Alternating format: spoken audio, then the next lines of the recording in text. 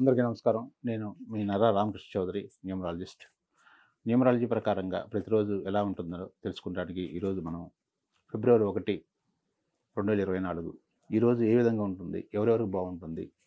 ఏ ఏ పనులు చేస్తే బాగుంటుంది? ఏ ఏ కొత్త కొత్త కార్యక్రమాలు గానీ, కొత్త కొత్త నిర్ణయాలు తీసుకునే దాంట్లో ఎంతవరకు అనుకూలంగా ఉంటుంది? దాని గురించి ఈరోజు మనం చర్చించుకుందాం.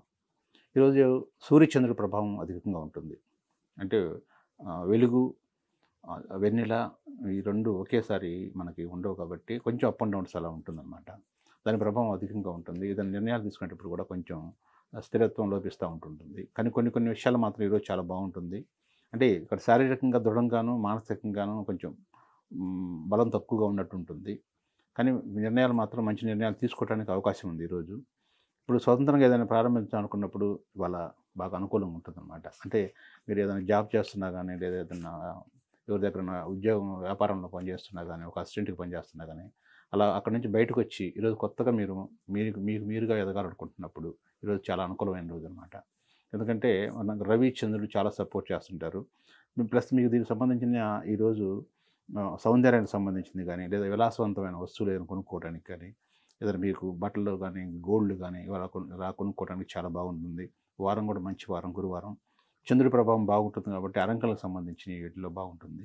ప్లస్ ఏదైనా ప్రయాణాలు చేసే వాళ్ళకి కూడా చాలా బాగుంటుంది. విదేశీ ప్రయాణాలు చేసే వాళ్ళకి గానీ, లేదా బయట మామూలుగా ఏదన్నా ఒక విషయం మీద మీరు ఏదైనా ఊరు వెళ్ళాలనుకుంటున్నప్పుడు ఈరోజు చాలా అనుకూలంగా ఉంటుందన్నమాట. అయితే ఉద్యోగాలు చేసే వాళ్ళకి మాత్రం పై అధికారుల నుంచి కొంచెం ఒత్తిడి ఉంటుంది. సూర్యుడి ప్రభావం కొంచెం బానే ఉన్నా కానీ కొంచెం చంద్రుడు వీక్ అవ్వటం వల్ల ఏమవుతుందంటే మీరు ఆలోచించే మీ యొక్క మానసికమైనవి కొంచెం దృఢంగా తక్కువ ఉండలేరు కాబట్టి కొంచెం వీక్‌గా ఉంటుంది. పై అధికారులు ఏదన్నా అన్నప్పుడు కొంచెం మనసు నొచ్చుకోవటం గానీ, ఇలా ఉంటుంది. ఇది ఉద్యోగాలకు చేసే వాళ్ళకి మాత్రమే. అయితే వ్యాపారాలు చేసే వాళ్ళకి మాత్రం ఈరోజు చాలా మధ్యాహ్నం నుంచి బాగుంటుంది. చాలా చాలా బాగుంటుంది. ఏదైనా నిర్ణయాలు తీసుకునేటప్పుడు గానీ, వ్యాపారానికి సంబంధించింది మీరు కొత్త ప్రొడక్ట్స్ కొనటం గానీ, కొత్త ప్రొడక్ట్స్ ఏదన్నా అమ్మటం గానీ, మంచి నిర్ణయాలు తీసుకోవడానికి మధ్యాహ్నం నుంచి చాలా బాగుంటుంది. అదేవిధంగా ఈరోజు మీరు సుబ్రహ్మణ్య స్వామి టెంపుల్‌కెళ్ళి మీరు ఒక ఏదన్నా అభిషేకం గానీ, ఉదయాన్నే అలా చేసుకుంటే చాలా బాగుంటుంది. అలాగే పొద్దున్న లేవగానే 6-7 ఆ ప్రాంతంలో ఆదిత్య హృదయం కూడా చదువుకుంటే చాలా బాగుంటుంది. పోతే ఇప్పుడు ఎవరైనా అప్పులు మీరు ఇవ్వాల్సొస్తే మాత్రం ఈరోజు మనకి మీరు వచ్చేసరికి 12-1, 12-1 మాత్రం ఎవరికి అప్పులు ఇవ్వద్దు. మీరు ఎవరి దగ్గర అప్పులు తీసుకోవద్దు. ఎందుకంటే ఒకసారి ఈ టైంలో గనక అప్పులు తీసుకుంటే మళ్ళీ తిరిగి రావాలంటే కష్టంగా ఉంటుంది. తీసుకున్న వాళ్ళకి మళ్ళీ దాన్ని చెల్లించాలన్నా కూడా చాలా కష్టంగా ఉంటుంది. కాబట్టి ఈ 12-1 ఈ మధ్య కాలంలో మాత్రం మీ మనీ ట్రాన్సాక్షన్స్ మాత్రం ఆపేస్తే చాలా బాగుంటుంది.